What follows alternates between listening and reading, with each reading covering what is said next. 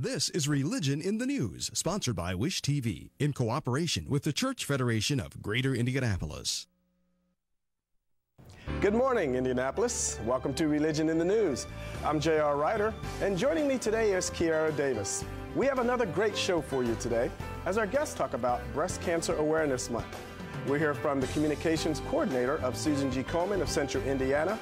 Breast cancer survivors share their stories, and a local missionary to Latvia. Stay tuned.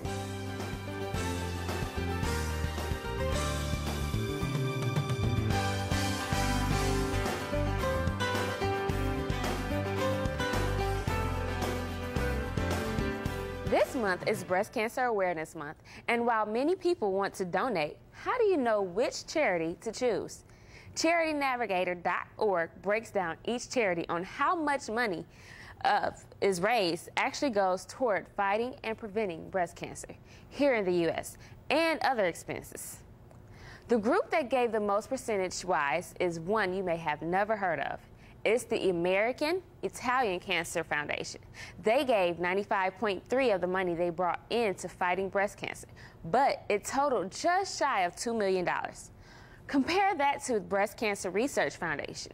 It was established by Evelyn Lauder, a breast cancer survivor and senior corporate vice president of cosmetics company Estee Lauder. Her group gave 91.5% of its earnings to the cause. That added up to $34 million. But take a look at nationally recognized Susan G. Komen Foundation, most famous for events like Race for the Cure. Fundraising and administrative costs eat up about 20% of the revenue they bring in. But the 80.5% they contributed still brought in the most money at $256 million. To find out where other groups rank when it comes to breast cancer and where your money go to wishtv.com and click on web link 8. My guest today is Elise LeBlanc. She is the communications coordinator of the Susan G. Komen of Central Indiana. Welcome to Religion in the News. Okay, thank you.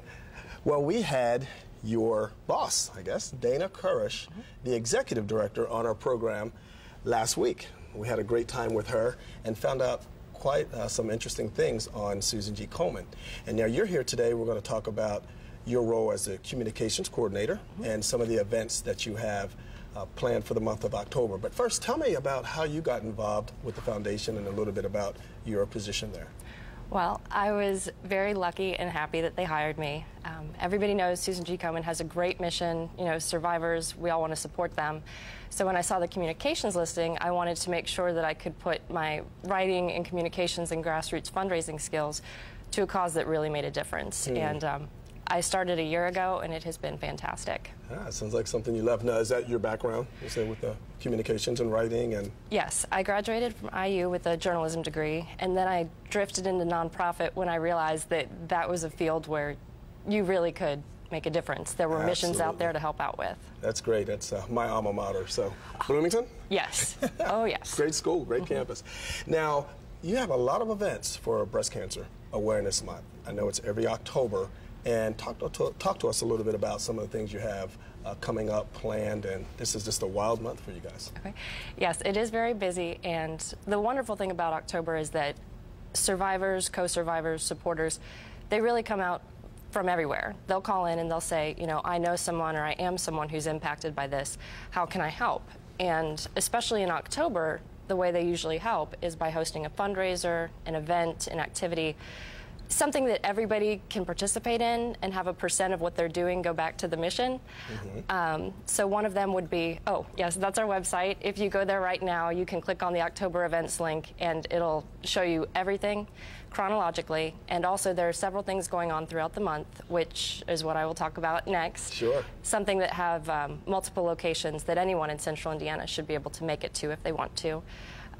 Excellent. One of them is Lux Restaurants, has 5 restaurants in Indianapolis: Elbow Room, Broad Ripple Tavern, Binkley's, Meridian Restaurant, and Nickel Plate. And the person who owns that is actually a breast cancer survivor. And she's also one of our biggest Race for the Cure team captains. So we really love that she does this every Tuesday in October. Excellent. And I think I jumped the gun because I saw Jersey Mike's pop up. Should I mention that next? Well, you know, that's totally up to you. Well, Okay. you had mentioned something about Join the Conversation. Yes. What is that? Join the Conversation is October 22nd and 25th, and people can find details on our website. But it's really a discussion designed for African American women who have not gotten their mammogram in the past 2 years, or who were referred for follow-up screenings, diagnostics, and they chose not to go in to follow up on those. And we just really want to figure out why that is and see if there are any barriers that we need, that we can help overcome, so that we can work with our grantee organizations to figure out what it is, whether it's fear, transportation, finances. Yeah, so definitely go to the website if you meet that criteria, because we want to hear from you. And it's a small, intimate discussion. It's not us talking at you, it's you talking with us. Okay, so is it more of a support group type thing? Not even a support group. It's just kind of trying to help figure it out locally. Excellent. What we need to do. Now, we just saw a few pictures of some of the sponsors that had just passed through the screen there. We did see Jersey Mike's. I think there was White Castle. There were several other things. Talk to us about some of these programs and sponsorships that are going on also throughout the month. Okay. Several of them are national partnerships, and Jersey Mike's is one of them. They have the Pink Ribbon Combo Meal that they've been selling, and they will continue to sell through the end of October. And there's a really neat commemorative cup with that one. And McAllister's Deli is selling their sweet tea or unsweetened tea for anybody who doesn't want sugar. It's $4.99 a gallon, and 100% of proceeds are being donated. And there were a couple more up there. Yeah, we did have, I believe you also had the Race for the Cure. Could not get that thing. That registration is actually going on right now, even though the race is in April. Is that correct? Correct. Registration is open, and there are already some team captains that are on the ball. There's about 50 teams formed, and people wait for this to open. They love to join up, and it is the biggest fundraiser that we have. So I strongly encourage anybody who wants to participate for the first time or a returning time to go online to comenindy.org/race and register. Now, I understand actually from Dana that the Race for the Cure, which I didn't know this, is the single largest fundraising race event in our country. The single one-day fundraising event. That's pretty amazing. It's not, well, it is in Indiana, so it's no less of an accomplishment, but it is the largest single fundraising event in Indiana. And it raises 80% of the funds for our affiliate in the course of a year. So the Race for the Cure and October events are really what help dictate how much we can fund for our grantee organizations to provide breast health services to women that otherwise wouldn't be able to afford it. Excellent. Now, we only have a few seconds left here, so tell us about how our viewers can get involved right now. Okay. Again, comenindy.org. Anything that you would want to volunteer, to donate, to join the race, to find out breast health information, just go to our website. There's a bunch of resources on there. And the biggest thing right now that I would like to say in October is, if you're eligible to get your mammogram, get your mammogram. Get it annually. Have conversations with the women you love to make sure that they're getting it. Really just keep on top of it, because early detection, it's the best protection. Excellent.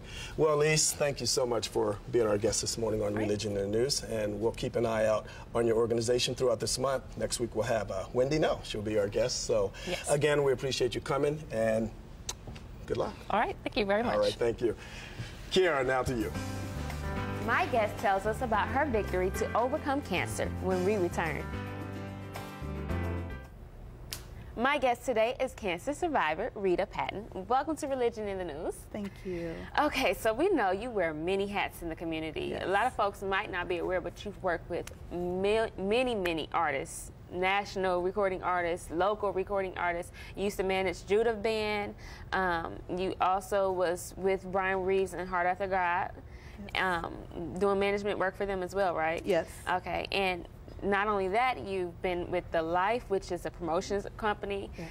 And so, like I said, you wear many hats, but a lot of people don't know what you've been through personally. Let's talk about how you overcame cancer, and how did you initially find out that you had cancer? I initially found out I was really tired and couldn't figure out what was wrong with me. I felt like I had the flu, so I went to the hospital to get an antibiotic, and I just walked in and said, I know that I have the flu. Can I have an antibiotic to try to speed up the process of healing? And so they said, sure, no problem. Let's just do the blood work. And they did the blood work, and they came back and said, well, ma'am, you don't have the flu, you have cancer. Oh, wow. And I was like, cancer? You know, I couldn't believe it. I never questioned, you know, God as to why. I just prayed and I just asked God to just take me through. If this is a test you chose for me, take me through it. So when you found out you had cancer, you said you couldn't believe it, but how was your response? Did you cry? Was you more in shock, or were you in denial? I mean, what were your emotions really? What was going through your head other than that? I was shocked. I didn't cry.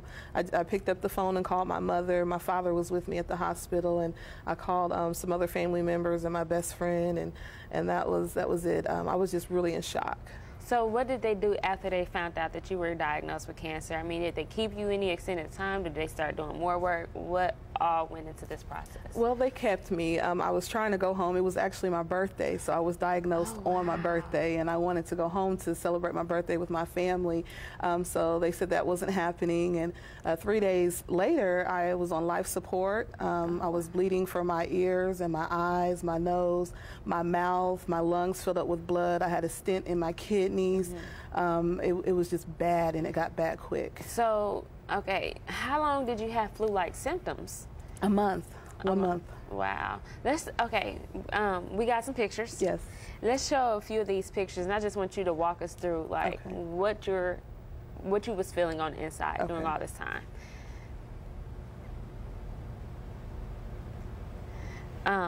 This picture right here, you were on life support at this time? Yes. And about how long did they say you had to live? 3 months. Okay. And how long did they keep you in the hospital? The first time I went in the hospital, I was in there for 2.5 months, and the second time I was in for 5 months. Okay. Wow.